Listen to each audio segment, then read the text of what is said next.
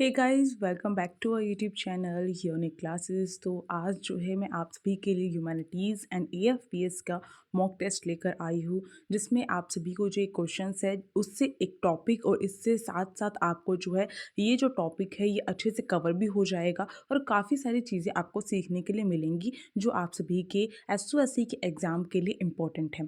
तो चलिए स्टार्ट करते हैं। तो बात करेंगे आज हम सभी जो आपका वैश्वीकरण जो टॉपिक है उसको लेकर बात करने वाले हैं। कब स्टार्ट हुआ, क्या होता है वैश्वीकरण, क्या उसके जो है नेगेटिव जो है इम्पैक्ट पड़ता है उसका, और कौन सा उसका जो पॉजिटिव इम्पैक्ट है वो पड़ता है। तो सारी चीज़ें हम कवर करने वाले हैं बस आपकी इसी क्लास के अंदर। तो इसी बात पर आप सभी क्या कर सकते हैं, इस क्लास को लाइक कर सकते हैं और मुझे कमेंट बॉक्स में बताइए कि कौन कौन बच्चा प्रेजेंट है। यानी कि आप सभी कमेंट बॉक्स में जो है प्रेजेंट लिखेंगे, जो भी प्रेजेंट है इस क्लास में। इसी के साथ साथ जिसने सब्सक्राइब नहीं किया है तो वो सब्सक्राइब कर सकता है, और जिसने टेलीग्राम ग्रुप को ज्वाइन नहीं किया है तो उसका लिंक जो है डिस्क्रिप्शन बॉक्स में दिया गया है, उसको जाकर ज्वाइन कर सकता है, जिससे आपका ही फ़ायदा होने वाला है। तो चलिए स्टार्ट करते हैं, और आप सभी से यही रिक्वेस्ट रहेगी कि इस सेशन को जितना हो सके उतना आप शेयर करें और लाइक करें, क्योंकि आप सभी को पता है ह्यूमैनिटीज़ की क्लास और एएफपीएस की क्लास इतने टाइम के बाद आई है, क्योंकि जितने व्यूज़ होंगे उसी के अकॉर्डिंग जो है आपका जो ये मॉक टेस्ट है वो लिया जाएगा उसी क्लास का। तो चलिए बात करते हैं।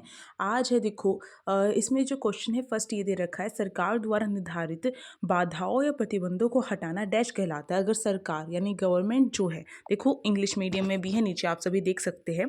अगर जो गवर्नमेंट है अगर वो क्या करती है, बैरियर्स को जो है रिमूव करती है या रिस्ट्रिक्शन जो लगाती है उसको रिमूव करती है। अभी किस तरीके के जो रिस्ट्रिक्शंस हैं वो हो सकते हैं, कौन सी बाधाएं ऐसी हो सकती है। अब मैं आपको एक एग्जांपल लेकर बताती हूँ। देखो जैसे कि जो सरकार है वो टैक्स जो है काफ़ी ज़्यादा लगा देती है, काफ़ी ही ज़्यादा लगा देती है।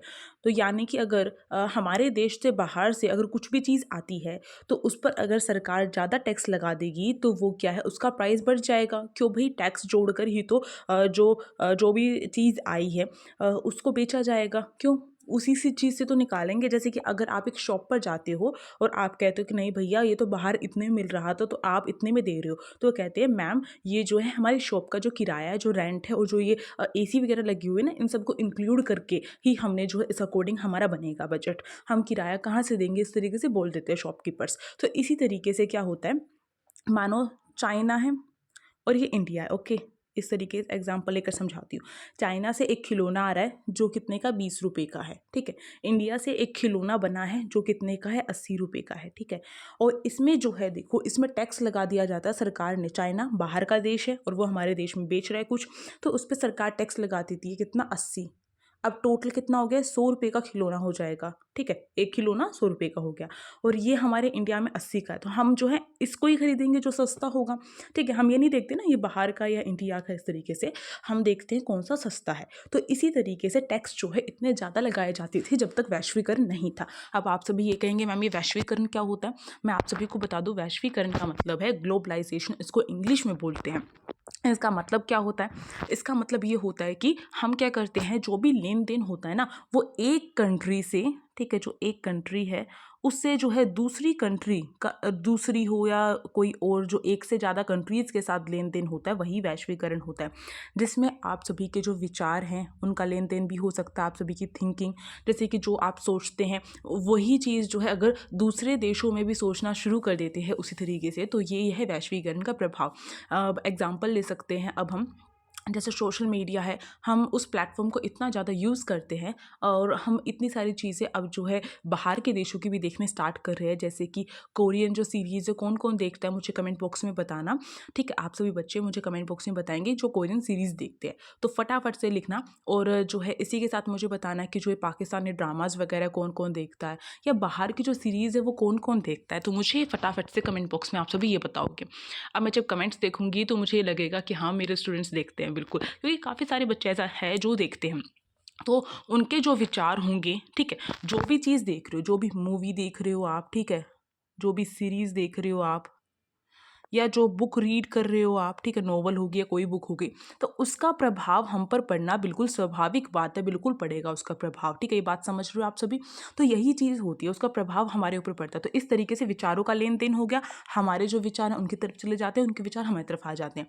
तो ये विचारों का लेन देन हो गया, ठीक है, ये किसी सीमा में नहीं बन सकता। इसी तरीके से वैश्वीकरण में क्या आ जाता है, व्यक्ति का लेन देन भी हो जाता है। अब व्यक्ति का लेन देन किस तरीके से होगा कि हम जो हैं, हमारी जो स्किल्स हैं, ठीक है, हमारे अंदर जो खूबियाँ हैं, हमारी जो क्षमता है, या फिर हम कह सकते हैं जो गुड्स हो गई, ठीक है, जो सामान है, गुड्स सामान को बोला जाता है, जो वस्तु है, जो सामान है, जो एक देश से दूसरे देश में जाता है, जैसे मैंने चाइना का एग्जांपल दिया कि वहाँ के खिलौने हमारे देश में आते हैं, तो वो भी एक वैश्वीकरण है। स्किल्स का एग्जांपल लूँ, एक डॉक्टर की पूरी डिग्री यहाँ पे से इंडिया से कंप्लीट करके जो डॉक्टर हैं वो अपने क्योंकि उसे सैलरी जो है यूएसए में ज़्यादा अच्छी मिल रही है, अमेरिका में, तो वहाँ पर चला जाता है और वहाँ पर अपनी सर्विस प्रोवाइड करता है। तो सर्विस जो प्रोवाइड की जा रही है तो वो भी क्या हो जाएगा, वो भी आपका जो है इसी के अंदर आता है। इसी के साथ साथ अगर मैं बात करूँ, हमारे इंडिया से कितने सारे अमेरिका में जाते हैं क्योंकि वहाँ पर सॉफ्टवेयर इंजीनियर की ज़रूरत होती है और आधे से ज़्यादा सॉफ्टवेयर इंजीनियर जो है इंडिया के होते हैं यूएसए में।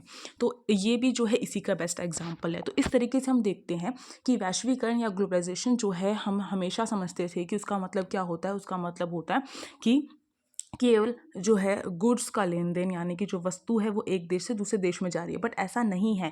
इसमें जो है गुड्स का लेन देन भी शामिल है, इसके साथ साथ काफ़ी सारी चीज़ें शामिल होती है, जैसे मैंने आपको जो है यहाँ पे बिल्कुल डीप में बताया। आप क्वेश्चन करेंगे तो समझ में आता चला जाएगा। और यहाँ पर जो है आप सभी जो है, मैं फिर से कहूँगी, जिसने लाइक नहीं किया फटाफट से लाइक कर दो कि मैं आप सभी का एग्ज़ाम से पहले आप सभी के जो इंपॉर्टेंट चीज़ें वो कवर करवा दूँ। ये बिल्कुल अलग टॉपिक था, मेरे को लगा बच्चों को बिल्कुल नहीं समझ में आएगा, तो इसलिए मैंने इसके ऊपर जो है मैं लेकर आई हूँ क्लास। अब देखो यहाँ पर जो सरकार द्वारा जो भी जो है प्रतिबंध लगाए जाते हैं, जो बाधाएं लगाई जाती है, जब सरकार उसको हटा लेती है, जैसे टैक्स लगाया था सरकार ने और काफ़ी हाई लेवल का टैक्स लगाती थी सरकार हमारी आज़ादी के बाद, जब से फ्रीडम मिली थी, सरकार को लगता था कभी ब्रिटिश इंडिया के तरीके से कोई दूसरी कंपनी भारत में ना आ जाए और वो अपना दोबारा से हमें गुलाम ना बना ले, इसलिए उन्होंने क्या करा, टैक्स लगाना स्टार्ट कर दिया। और उन्होंने क्या किया, कोई भी लेन देन बाहर से नहीं होगा, दूसरे देशों से नहीं होगा, ये चीज़ लागू कर दी। तो इन चीज़ों को हटाया उसने, कब हटाया, आपको ध्यान रखना 1991 में हटाया था। और ये जो है आपका ये प्रतिबंध जो हटे हैं ना, उसको उदारीकरण बोला जाता है। तो ये बात आपको ध्यान रखनी है। वो कब हुआ था, 1991 में हुआ था, ठीक है। और वैश्वीकरण वैसे तो जो है भारत ने 1991 में अपनाया है, बट आप सभी को पता होना चाहिए, अगर भारत ने पूछा जाए वैश्वीकरण कब अपनाया तो 1991, अगर ये पूछा जाए कि वैश्वीकरण कब से स्टार्ट हुआ तो हमें नहीं पता। जब से लोगों का एक देश से दूसरे देश में जाना स्टार्ट हुआ होगा, एक जगह से दूसरी जगह जाना स्टार्ट हुआ होगा, बिजनेस करना स्टार्ट हुआ होगा, व्यापार करना, तो आदि मानव भी करते थे व्यापार वगैरह, तो वो तब से स्टार्ट है, तो हम किसी ईयर में उसे बांध नहीं सकते हैं। बट यहाँ पर जो है, अगर ये पूछा जाए कि भारत ने कब अपनाया वैश्वीकरण को, तो 1991 में। भारत ने अपनी नीति कब चेंज करी, जो उसने बना रखी थी, जो रिस्ट्रिक्शंस लगा रखे थे, वो उसने जो है लिबरल जो है आपका लिबरलिज्म जो है वो बोला जाता है ये। तो ये जो होगा, यानी उदारीकरण बोला जाता है, 1991 में जो है इसको अपनाया था। तो ये बात आपको ध्यान रखनी है। चलिए नेक्स्ट क्वेश्चन पे मूव करते हैं अब। और चलिए इसके साथ ही जो है मैं आप सभी को यही कहूँगी, मेहनत करते रहो और सब सब कुछ हो सकता है। ये मत सोचो क्या होगा, कुछ नहीं होगा तो तजुर्बा तो होगा ही, है ना। यानी कि बहुत ही शानदार लाइन है कि इसको आप ध्यान में रखो। कभी भी ये मत सोचो कि आगे क्या होने वाला है, हमेशा ये सोचो कि जो भी होगा, अगर हम फेल भी होंगे या पास भी होंगे, कुछ भी होगा, हमारा बेनिफिट ही होगा, उसमें कुछ ना कुछ प्रॉफिट ही होगा, आपको तजुर्बा होगा, आप उन स्टूडेंट से आगे हैं जो स्टूडेंट है जिन्होंने ये नहीं सोचा कि हम एसओएससी के बारे में, जिन्होंने सोचा ही नहीं, जिसके फॉर्म फिल भी नहीं किए होंगे, उन स्टूडेंट से आप हमेशा आगे रहेंगे। आपकी कुछ ना कुछ यहाँ पे तैयारी हो रही है और पढ़ा हुआ कभी भी खराब नहीं जाता है। तो ये बात आपको ध्यान रखनी है। हमेशा पढ़ाई में आपको ये नहीं सोचना है कि एक्स्ट्रा टॉपिक कर लिया मैंने, ये तो आया नहीं, इस तरीके से नहीं। कभी भी पढ़ोगे वो आपका हमेशा काम आने वाला है। अब देखो यहाँ पर नेक्स्ट क्वेश्चन है, सरकार ने भारत में निवेश के लिए बाधाएं कब हटाई। तो बाधाएं निवेश के लिए हो, टैक्स को लेकर हो, कुछ भी बाधाएं जो थी सरकार ने 1991 में हटाई थी, ये बात आपको ध्यान रखनी है। अब निवेश क्या होता है मैं थोड़ा सा आपको बता दूं, जिसे हम इन्वेस्टमेंट बोलते हैं, इन्वेस्ट बोलते हैं।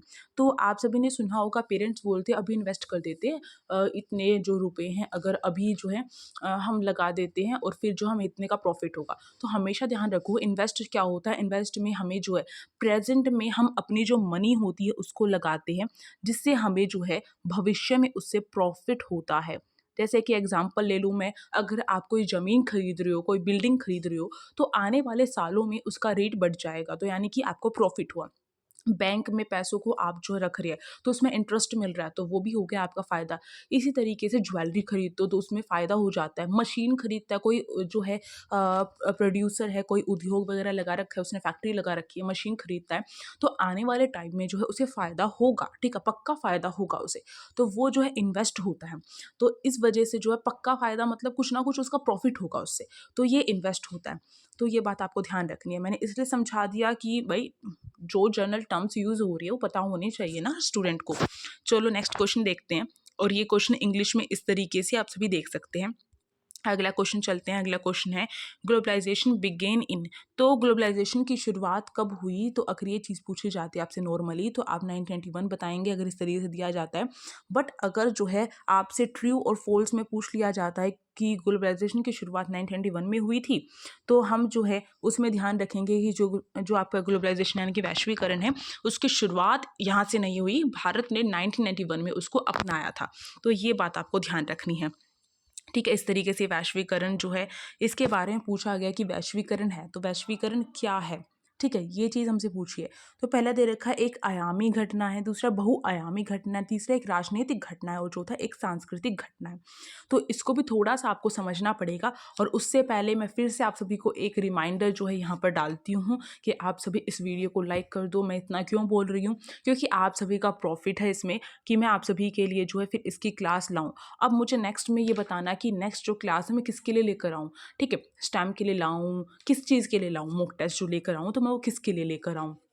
और एक और टाइम मुझे बताओ जिसमें मैं आपकी जो है, अगर मैं डबल क्लास डालना चाहूँ एक दिन में तो मैं कब डालूँ, ठीक है, 7 बजे तो हमने रख ही रखा है, उससे पहले कब डालूँ, तो मुझे ये बताओ, ठीक है। अब देखो यहाँ पे जो है प्रॉफिट जो है, मतलब सॉरी प्रॉफिट कह रही थी, मतलब कि लाइक कर दो, शेयर कर दो, सब्सक्राइब कर दो, ओके। अब देखो यहाँ पे जो है वैश्वीकरण जो है आपके उस टर्म को लेकर, ये तो समझ गए हम वैश्वीकरण क्या है। एक बात ध्यान रखना, ये एक आयामी नहीं है, यानी कि ये जो है यूनी डायमेंशनल नहीं है, ये अलग अलग क्षेत्रों में बटी हुई है, अलग अलग अलग इसका एरिया। जैसे मैंने बताया केवल ये गुड्स जो है वो एक जगह से दूसरी जगह नहीं जाती है, इसके साथ काफ़ी सारी चीज़ें जो हैं वो भी एक जगह से दूसरी जगह जब जाती है उसको ही वैश्वीकरण कहा जाता है। तो यानी कि ये मल्टी डायमेंशनल है, यानी कि ये बहुआयामी चीज़ है वैश्वीकरण, ठीक है। इसमें विचारों का, संस्कृति यानी कल्चर का भी लेन देन होता है। जैसे कि आप कोरियन की चीज़ें देखते हो, तो मैंने देखा आजकल कोरियन की ज्वेलरी इतनी फेमस हो रही है, और कभी कभार शॉर्ट्स पे दिखाते हैं, मैं देखती भी हूँ, तो कि उसमें जो है कोरियन की जो मैगी है वो फेमस हो रही है, मेरे ख्याल से पता नहीं कैसे बनती है वो, ठीक है। तो इसी तरीके से, और कोरियन के जो एक तरीके से हम देख सकते हैं उनके जो स्टाइल है इतना ज़्यादा अपना रहा है हर कोई, तो मतलब बहुत क्रेज़ जो है आजकल चला हुआ है उसका, तो मैंने काफ़ी नोटिस किया है। तो इसलिए मैंने सोचा कि आपको ये एग्जांपल दूं, क्योंकि आप जो हमारी युवा जनरेशन हो जिसको जो है इन सारी चीज़ों से बेहद प्यार है ना। तो कौन कौन जो है कोरियन लवर है, मतलब उसको बीटीएस आर्मी बोलते हैं क्या, मेरे ख्याल से, आई डोंट नो। तो वो जो है बता देना मुझे भी, मुझे लगे कि स्टूडेंट्स जो हैं अभी की दुनिया में जीते भी हैं, और कौन कौन नहीं है वो भी बता देना भाई। अब देखो यहाँ पे मैंने इसलिए एग्जांपल लिया है, मत सोचना कि मैं उसको फेमस कर रही हूँ, मैं तो जानती भी नहीं हूँ किसी एक का नाम भी, बट मैं आपको बस ये बता रही हूँ कि उससे आप समझ सकते हैं कि उससे जो है कल्चर जो है, यानी कि उनका जो कल्चर है उसे हम कितना ज़्यादा अपना रहे हैं, उनका जो स्टैंडर्ड है उसे कितना ज़्यादा हम जो है ऑब्जर्व कर रहे हैं और उसको अपना रहे हैं। तो संस्कृति का लेन देन भी हो रहा है इसमें। तो यानी कि हम केवल ये नहीं बोल सकते कि वैश्वीकरण राजनीतिक घटना है, राजनीतिक के साथ साथ वो सांस्कृतिक भी है, यानी कल्चर भी जो है उससे उसका भी लेन देन होता है, ठीक है, वैश्वीकरण में। तो ये दोनों जो चीज़ें हैं वो हैं, बट इनमें अलग अलग ऑप्शन में दे दिए तो ये गलत है। ये एक बहुआयामी है जिसे हम तोड़ नहीं सकते कि इसके अंदर ये चीज़ें ही शामिल होंगी, इसके अंदर बहुत इसके एक्सेप्ट बहुत सारी चीज़ें हैं जो इसके अंदर शामिल होती है, तो इस तरीके से हम समझ सकते हैं। अब राजनीतिक किस तरीके से है थोड़ा सा मैं एक्सप्लेन करना चाहूँगी यहाँ पर आप सभी को, कि राजनीति किस तरीके से। अब देखो जैसे कि हम कहते हैं ना कि हमारी जो नीतियाँ, जो ये चीज़ हटाई थी ना 1991 में, जो ये उदारीकरण किया था सरकार ने, अपनी नीतियों में चेंज किया था, तो वो क्यों किया था, क्योंकि हमारी जो, अगर मैं आपको थोड़ा सा एक्स्ट्रा बताऊँ तो मैं थोड़ा यहाँ पे ये बताना चाहती हूँ कि हमारे टाइम पर क्या हुआ था, हमारा देश गरीबी में डूब रहा था, उसे जो है जो वर्ल्ड बैंक है ना, विश्व बैंक से जो है कर्जा लेना था, उधार लेना था, ठीक है, लोन लेना था। लोन लेने के लिए हमारे सामने शर्त रखी गई थी कि हम जो है अपनी ये वैश्वीकरण को अपना ले और उदारीकरण जो है वो कर दे, ठीक है। तो इसलिए अपनानी पड़ी थी। तो इसका मतलब किसी दूसरे बाहरी देश का जो है इफेक्ट हमारे देश पर पड़ा है, ठीक है। उसकी वजह से हमें जो है अपने जो रूल्स रेगुलेशन है, हमारे जो नीतियाँ जो थी सरकार ने वो सारी चेंज करनी पड़ गई, ठीक है। तो ये इम्पैक्ट जो पड़ा है ये भी उसी की वजह से पड़ा है। तो इस तरीके से हम सोच सकते हैं। इसी के साथ साथ ये तो मैंने आपको बता ही दिया। अब देखो यहाँ पे जो है ये नेक्स्ट क्वेश्चन जो है यहाँ पर दे रखा है। कुछ क्वेश्चन आगे पीछे हो गए होंगे इंग्लिश मीडियम के, तो डोंट वरी। अब देखो, देशों के बीच एकीकरण और तीव्र एकीकरण को किस रूप में जाना जाता है?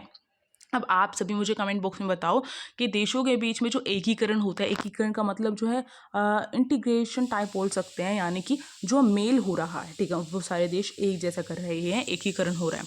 और तीव्र एकीकरण यानी कि बहुत जल्दी एकीकरण हो रहा है, तो उसको किस रूप में जो है जाना जाता है? तो एकीकरण, उनका जुड़ाव किस तरीके से हो रहा है, वो किस तरीके से मिल रहे हैं, अगर मैं बात करूँ तो देखो, अगर आप जो है केवल ये कर दे, मेरी देश की बाउंड्री है और इस बाउंड्री के बाहर ना तो मैं एक सामान बेचूंगा और ना ही इसके बाहर से कोई हमारे देश में कुछ भी चीज़ आएगी, चाहे कुछ भी हो जाए, चाहे भूखमरी पड़ जाए, चाहे कुछ भी सिचुएशन हो जाए, तो ये जो है यहाँ पे एकीकरण नहीं हो रहा है। बट अगर हम अलाउड कर देते हैं कि हमारे देश से बाहर के देशों के साथ व्यापार भी किया जाएगा, ठीक है, बिजनेस भी किया जाएगा, और जो बाहर के जो देश है उनसे जो है हमारे देश में चीज़ें आएंगी भी, तो ये एकीकरण हो जाएगा, ठीक है। यानी कि हम जो है एक जैसी चीज़ें कर रहे हैं, हम मिल रहे हैं, कहीं ना कहीं मिल के काम कर रहे हैं, तो वो आपका वैश्वीकरण ही होता है। इनडायरेक्टली आपका वैश्वीकरण आपसे पूछा गया था।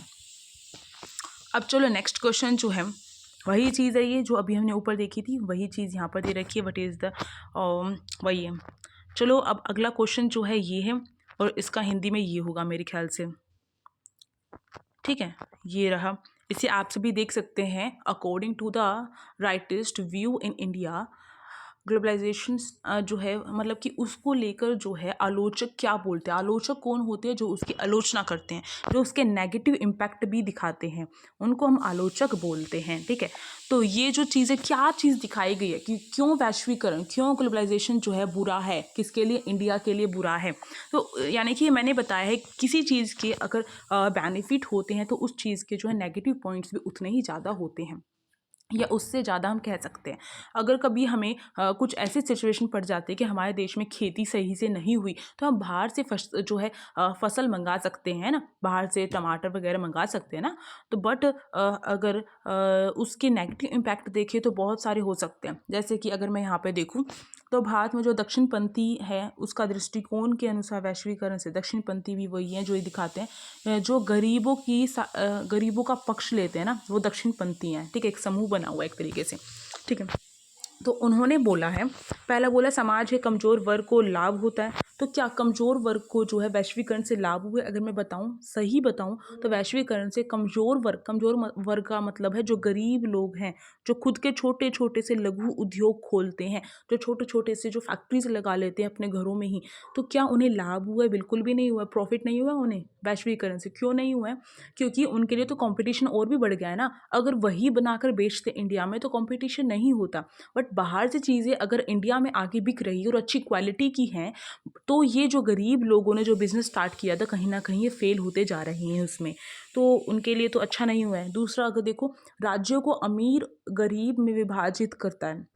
तो ये जो है वैश्वीकरण जो है राज्यों को अमीर और गरीब में जो है विभाजित करते हैं। बात तो ठीक है कि जो ये अमीर जो लोग होते हैं उनको और अमीर बना रहा है वैश्वीकरण, ऐसा कहा जा रहा है, और जो गरीब लोग हैं उनको और भी ज़्यादा गरीब बना रहा है।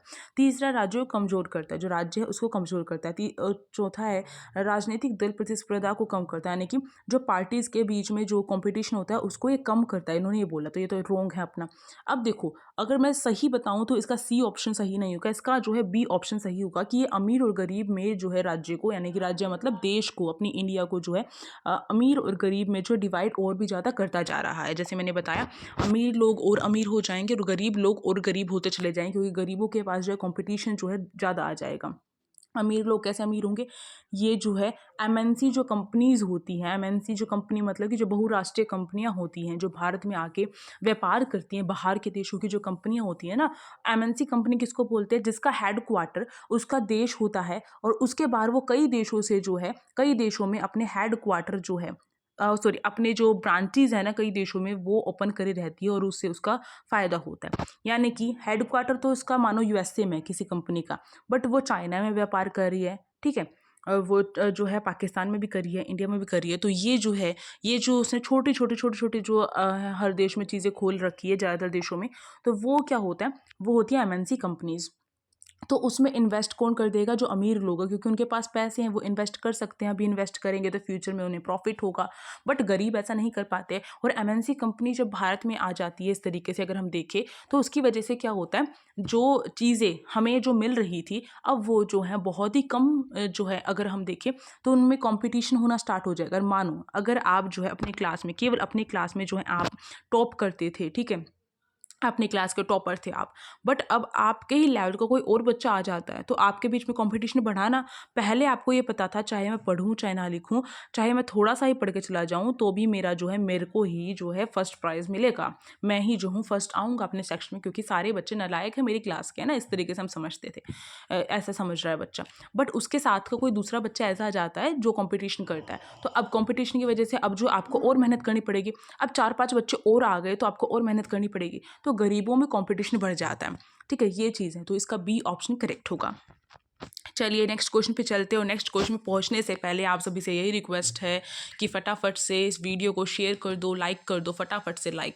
देखो लाइक बढ़ते जाने चाहिए। मुझे पता है कि कुछ स्टूडेंट्स जो है अभी तक अपने हाथों को रजाई में डाल के बैठे हैं कि उन्हें जो है हिलाने ना पड़े, बट हिलाओ भाई, हिला कर दिखाओ, मुझे दिखना चाहिए कि स्टूडेंट्स एक्टिव हैं। एक्टिव रहो, ठीक है? एक्टिव चाइल्ड बनो, बोरिंग मत बनो। अब देखो इसमें लिख रखा है नेक्स्ट क्वेश्चन, वैश्वीकरण के बारे में कौन सा कथन सही है, कौन सी जो स्टेटमेंट है वो सही है। पहला दे रखा है, वैश्वीकरण पूरी तरह से एक आर्थिक घटना है। आर्थिक घटना का मतलब होता है केवल और केवल ये इकोनॉमी से रिलेटेड है। इकोनॉमी से मतलब, इसका मतलब इकोनॉमिक जो इकोनॉमी है, अर्थव्यवस्था है हमारी, केवल उससे रिलेटेड है। इसका मतलब यह है केवल जो गुड्स हो गई, यानी कि जो सामान है उसी का लेन देन वगैरह किया जाता है, उसी से प्रॉफिट लॉस वगैरह होता है, वो है वैश्वीकरण। बट हमने सुना था, मैंने आपको बताया था कि जब आप अपने विचारों का, अपने जो थॉट हैं उनका लेन देन कर रहे हो वो भी वैश्वीकरण है, अपने कल्चर का जो लेन देन कर रहे हो वो भी वैश्वीकरण है। तो क्या ये आर्थिक उसमें आते हैं? बिल्कुल भी नहीं। कल्चर तो कल्चर के उसमें चला जाएगा। पॉलिटिकल जो है उसमें भी जो है लेन देन होता है कुछ चीज़ों का, पॉलिटिकल इफेक्ट भी पड़ता है इसका, तो वो यानी कि राजनीतिक जो प्रभाव है वो भी पड़ता है इसका। तो इसका मतलब जो है वैश्वीकरण क्या है, केवल आर्थिक चीज़ नहीं है, इसमें बहुत सारी चीज़ें इंक्लूड हैं। तो आपको ध्यान रखना है, जब भी वैश्वीकरण को लेकर आंसर लगाओ तो आपको ध्यान रखना है, आपको ये बात समझनी है कि ये केवल एक चीज़ नहीं है, ये कई चीज़ों को मिलाकर जो है वैश्वीकरण बन रहा है। ओके, वैश्वीकरण जो है 1991 में शुरू हुआ था, जैसे मैंने आपको बताया है, केवल 1991 में शुरू नहीं हुआ है, तो बहुत पहले से स्टार्ट हो रखा है। भारत ने 1991 में अपनाया था। तीसरा दे रखा है, वैश्वीकरण पश्चिमीकरण के समान ही है। पश्चिमीकरण यानी कि जो वेस्टर्न जो चीज़ें हैं वो अपनाते जा रहे हैं ना, केवल वही चीज़ें नहीं। अब जो है इंडिया जिस उसमें रहता है तो वहाँ से भी तो चीज़ें जो है जा रही है ना, तो केवल पश्चिमीकरण टाइप नहीं है ये। अगला इसमें दे रखा है इन्होंने कि वैश्वीकरण एक बहुआयामी मल्टी डायमेंशनल है, तो यही इसका सही हो जाएगा, जैसे मैंने पहले भी बताया था आपको। चलो भाई आगे चलते हैं, और मेरी भी बुरी हालत होती जा रही है वीडियो बनाने में क्योंकि अब ठंड हो रही है और हाथ कम चलते हैं, पर फिर भी मैं हाथ चला रही हूँ। अब आपको भी तो हाथ चलाना पड़ेगा ना इसके लिए, ठीक है? एक थोड़ा सा अप्रिशिएशन तो मुझे भी मिलना चाहिए ना, मुझे भी लगना चाहिए स्टूडेंट्स जो है मेरी क्लासेस को लाइक भी करते हैं। अब वो आप सभी पर डिपेंड है मैं क्या कहना चाहती हूँ, है ना। चलो नेक्स्ट क्वेश्चन है, वही है, स्टेटमेंट पूछी गई है, इसे आप रीड कर सकते हो। ओके, अब चलो वही जो क्वेश्चन था ऊपर, अब लिख रखा है, आलोचकों द्वारा वैश्वीकरण की दी गई सार्वभौमिक आलोचना में से एक क्या है। जो आलोचक बोलते हैं, जो आलोचना करते हैं, कहते हैं कि वैश्वीकरण अच्छा नहीं है, और उसके पीछे कुछ रीज़न बताते हैं कि क्यों वैश्वीकरण अच्छा नहीं है। तो पहला है, अमीर और अमीर हो जाते हैं। मैंने कहा था अमीर अमीर हो जाएगा और गरीब होता जा रहा है वैश्वीकरण की वजह से, और ये हम पहले डिस्कस कर चुके हैं बहुत अच्छी तरीके से। ओके, अगला है, 21वीं सदी में आर्थिक मंदी शुरू हो गई। 21वीं यानी कि जो अभी चल रही है उसमें जो है आर्थिक मंदी शुरू हो गई, तो इसका तो नहीं है। अगर मैं देखूँ वैश्वीकरण से जो है जीडीपी में भी जो है बढ़ी है जीडीपी, आप आगे जाके सीखेंगे कि जीडीपी क्या होती है, सकल घरेलू उत्पाद बोलते हैं इसको। तो इसमें क्या होता है, पूरे एक साल में जितने भी हमने जो वस्तुएं बनाई हैं उन सब का रिकॉर्ड होता है, तो ये बढ़ी है, ठीक है। तो इससे जो है प्रॉफिट हुआ है वैश्वीकरण से, अगर हम देखें हमारी अर्थव्यवस्था को। तो इन्होंने ये बोला तो ये तो गलत है। अमीर और अमीर हो गए और गरीब हो गए, ये सही है। आगे देखो, यही आलोचक बोलते हैं और इसका ही विरोध करते हैं कि गरीबों के लिए वैश्वीकरण सही नहीं है, ग्लोबलाइजेशन गरीबों के लिए जो है अच्छा नहीं है। सी दे रखा है इन्होंने, यह वैश्विक धन को एक देश में केंद्रित कर देता है, यानी कि केवल एक देश में जमा करके रखता है किसको, वैश्विक धन को, जो उससे जो भी प्रॉफिट कमाया जा रहा है केवल एक ही देश को मिल रहा है। तो ऐसा तो नहीं है। अब इंडिया जो है बाहर कुछ चीज़ें भेजेगा तो इंडिया में आएगा पैसा, यूएस से बाहर भेजेगा कुछ चीज़ें तो यूएसए में होगा, ठीक है, फ़ायदा। अब नेक्स्ट क्वेश्चन है, यही इसका ट्रांसलेट कर रखा है। आगे जो चलते हैं, अगला क्वेश्चन है ग्लोबलाइजेशन हैज़ डैश डायमेंशन। तो मैंने बताया था ग्लोबलाइजेशन जो है मल्टी डायमेंशन है, यानी कि बहुआयामी है। बट जब आपको इस तरीके से दे दिया जाए तो आपको ध्यान रखना है जिसमें ज़्यादा से ज़्यादा चीज़ें इंक्लूड हो उसको आपको आंसर में लगाना। तो देखो, पॉलिटिकल एंड सोशल, तो केवल एक ही चीज़ पर ध्यान दे रहा है, पॉलिटिकल और सोशल। और सोशल और इकोनॉमिक दो चीज़ें हो गई, क्या इकोनॉमिक इसमें नहीं आ सकता? आ सकता है, और पॉलिटिकल और इकोनॉमिक। तो इस तरीके से इन तीनों को मिला दे हम, तो आपका ऑप्शन नंबर जो डी है वो बन रहा है, जिसमें हमारा पॉलिटिकल है, सोशल और इकोनॉमिक है। तो इसलिए हम इसी को ठीक करेंगे। ओके, ये इसका हिंदी वर्जन है, आप सभी देख सकते हैं। चलो नेक्स्ट क्वेश्चन देखते हैं। अब नेक्स्ट क्वेश्चन है, निम्नलिखित में से कौन सा वैश्वीकरण का नुकसान है? तो वैश्वीकरण का कौन सा नुकसान है, कौन सा उसका नेगेटिव पॉइंट है? तो ये देखो, पहला दे रखा है इन्होंने, यह वैश्विक अवसर पैदा करता है, यानी कि जो देशों के बीच में ऐसा अवसर, एक अवसर का मतलब होता है चांस दे रहा है कि हम क्या कर सकते हैं, अपना जो भी सामान है बाहर बेच सकते हैं। इस तरीके से हम क्या सोच सकते हैं, बेच सकते हैं या जा सकते हैं वहाँ पे नौकरी कर सकते हैं, तो ये सब कुछ, ठीक है, अपनी कंपनी लगा सकते हैं वहाँ पर जाकर। तो ये अवसर दे रहा है हमें, एक जो है मौका दे रहा है। तो ये तो बात बिल्कुल ठीक है। अब देखो, वैश्वीकरण बाजार के लिए मार्ग प्रशस्त कर रहा है, यानी कि एक मार्केट हमें, ग्लोबल मार्केट हमें जो है दे रहा है, जिससे हम जो है केवल अपने देश में ना बंद कर हम दूसरे देशों में भी जो है व्यापार कर सकते हैं, बिजनेस कर सकते हैं। बात भी ठीक है। नेक्स्ट देखो, यह पर्याप्त रोजगार पैदा करे, तो रोजगार पैदा करने विफल है। तो ये जो रोजगार पैदा करने की बात है ना, तो ये कहीं कहीं पर इसका पॉजिटिव आंसर निकल के आता है और कहीं कहीं पर इसका जो है नेगेटिव आंसर निकल के आता है। तो ये रोजगार तो दे रहा है, यानी कि जो रोजगार को क्या बोलते हैं, एम्प्लॉयमेंट तो मिल रहा है लोगों को। जहाँ पर कंपनी आकर अपना जो है कंपनी खोलती है, वहाँ पर वहाँ के जो भी एरिया है, वहाँ पे जो वर्कर्स है उनको काम मिलता है। बट अगर कंपनी वहाँ से उठ जाती है तो काम हट जाता है। तो रोजगार दे भी रहा है और नहीं भी दे रहा है। तो ऑप्शन नंबर जो सी है, अगर बाकी ऑप्शंस को चेक करें, अगर वो ठीक है तो ये वाला आपका जो है, इन्होंने पूछा नुकसान पूछा है तो हम ये ठीक कर देंगे। बट अगर मोस्टली देखें तो इंडिया में जो अनएम्प्लॉयमेंट जो है इसकी वजह से हो रहा है, ठीक है, क्योंकि कंपनी कभी किसी देश में लग रही है, कभी किसी देश में जाके अपना काम स्टार्ट कर रही है, और बहुत सारी ऐसी चीज़ें हैं जिसकी वजह से जो है रोज़गार जा भी रहा है और मिल भी रहा है। तो ये दोनों तरीके से हो सकता है, दोनों तरीके से सोचना पड़ेगा, क्वेश्चन के अकॉर्डिंग डिपेंड होगा। ओके, ठीक है। अब देखो, ये वाला क्वेश्चन है, डिसएडवांटेज पूछा था इसका, ग्लोबलाइजेशन का क्या है, ठीक। अब देखो, नेक्स्ट क्वेश्चन है, देशों के बीच समामेलन और तीव्र एकीकरण। वही है कि देशों के बीच में बहुत सारे जो देश हैं, छोटे, वो सब जो है एक तार से बंधे हुए, जिसको ग्लोबलाइजेशन बोला गया है, जिसको जो है क्या बोला गया है, वैश्वीकरण बोला गया है। तो वही चीज़ यहाँ पे पूछा गया था, एकीकरण का मतलब मिलना, ठीक है। तो वो किसकी वजह से हो रहा है?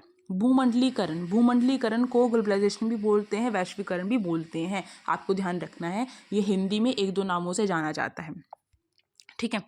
अगला क्वेश्चन यहाँ पर दे रखा है, आप सभी पढ़ सकते हैं इसको।